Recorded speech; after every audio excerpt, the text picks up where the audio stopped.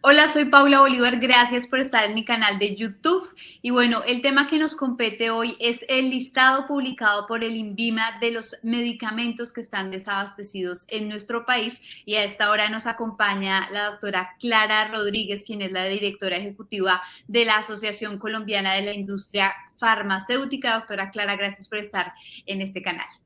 Muchas gracias, Paula, por la invitación. Bueno, a ustedes, directora, ¿qué fue lo que les preocupó de ese listado publicado por el INVIMA? Bueno, nos preocupa que no se entienda claramente cuáles son las razones por las cuales este listado pues tiene un número significativo de medicamentos que sí se están produciendo hoy en el país. Y es importante dar claridad sobre ese tema. Esa fue la razón por la cual hicimos un llamado para evaluar con lo que hoy se está viviendo en el país, qué más se puede hacer para evitar que exista un posible desabastecimiento o una escasez de un grupo importante de medicamentos que aparecen publicados en esta lista. Ok, es decir, en ese documento que publicó nuestra autoridad sanitaria hay unos medicamentos que la industria farmacéutica sí tiene en stock, sí tiene a disposición sin ningún problema. De acuerdo. En el listado que publica el INVIMA, que no es un listado único, es un listado que parte de un monitoreo que el INVIMA hace con todos los productores a nivel nacional y también los importados, saca como dos estatus que es importante tener en cuenta. Uno, que es un estatus de desabastecido, o sea, no hay una sola unidad en el país. Esto es un grupo aproximado de 35 medicamentos, de los cuales pues la mayoría, o tal vez todos, son importados, no son de producción local. Y el resto de los medicamentos, que son más de 150 medicamentos, de ellos encontramos que aproximadamente el 50% de esos medicamentos hoy cuentan con una producción local en condiciones normales y que existen otros factores diferentes a la producción local, por lo cual no se está abasteciendo suficientemente el canal, por lo tanto el INVIMA hace que estos productos se encuentren como en una especie de seguimiento de monitoreo especial. Ok, y de ese 50% de medicamentos que, contrario a lo que dijo el INVIMA, ustedes sí los tienen disponibles, ¿cuáles medicamentos así fundamentales, esenciales podemos encontrar? No, nos llaman la atención varios medicamentos. Hay antihipertensivos, hay medicamentos antibióticos, hay medicamentos para la alergia que normalmente están en el mercado, ¿sí? Entonces, eso nos llamó la atención. De hecho, lo comentamos con el ministerio, pero lo que nos dicen es que parten del monitoreo que ellos hacen, en donde las causas pueden ser diferentes a la producción local de medicamentos, porque son medicamentos que se consumen en forma masiva e importante dentro del sistema de salud. Pero entonces, ¿qué estaría fallando ahí, directora Clara? Ellos no están haciendo, digamos, el paneo completo. ¿Esto siempre ha sucedido? ¿O cuál es la desconexión para que ellos no tengan, digamos, la información real de lo que está pasando en nuestro país? Bueno, yo creo que el monitoreo sí se está haciendo apropiadamente. De hecho, el mismo listado refiere unas posibles causas. Hablan de un aumento de la demanda. Esa es una situación que se puede dar en ciertos casos, pero aquí lo que más nos llama la atención son dos temas que son los más importantes.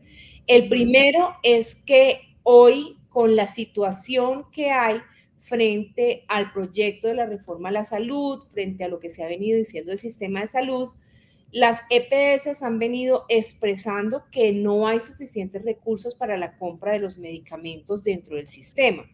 Y esto puede estar haciendo que los pacientes vayan a los sitios de dispensación que tienen las EPS y no encuentren la totalidad de los medicamentos, incluyendo este tipo de medicamentos, porque se ha disminuido la compra de esos medicamentos a los laboratorios o a los gestores farmacéuticos, y a su vez hace que los pacientes pues finalmente no puedan adquirir el medicamento o recibirlo por parte de la EPS, sino que lo tienen que ir prácticamente a comprar a una farmacia de su bolsillo.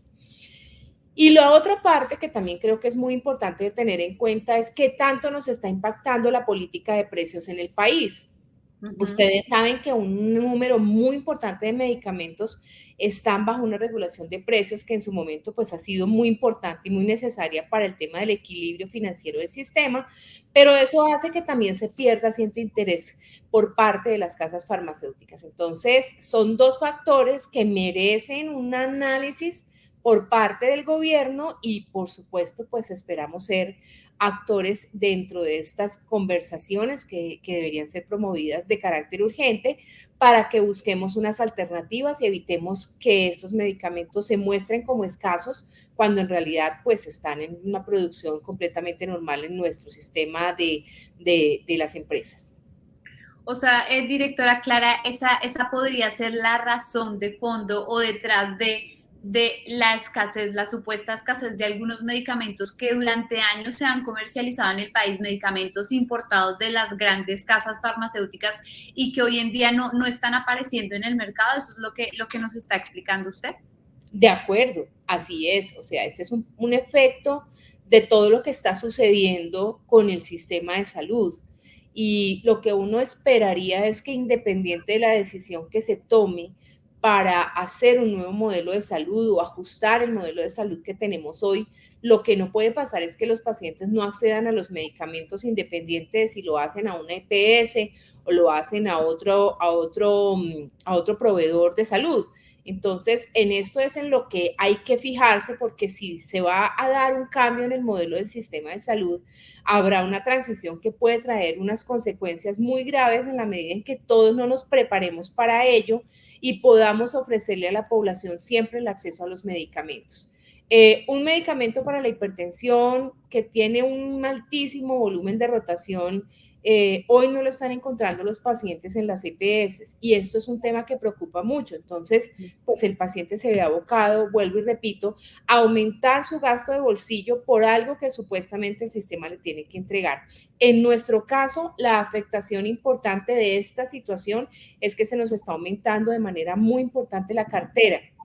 Y lamentablemente, pues esto nos afecta porque con esto es que se adquieren las materias primas que son prácticamente en su mayoría importadas y son el recurso para poder funcionar en las operaciones de las plantas farmacéuticas. Entonces es un tema que tiene que llamar la atención y que hay que buscar una alternativa en donde una mesa de trabajo para el abastecimiento con un monitoreo permanente, como lo hemos venido conversando con el Ministerio de Salud y el INVIMA, y todos los actores, no es verdad, solamente la industria no, sino que también estén los importadores, pero por supuesto los gestores farmacéuticos y también las EPS. Eso que usted está mencionando, pues es muy grave y es que normalmente, no sé cómo funcionaría antes de la reforma a la salud, de la discusión, el tema de las carteras, es decir, podríamos, ¿qué tan grave puede ser la situación si esto continúa así con la industria nacional? Pues es muy grave y no solo con la industria nacional, Paula, porque es que, a ver, normalmente existen como unos créditos, por así decirlo, o una cartera que mantiene un comportamiento, digamos, normal, que se fija entre el cliente y el proveedor.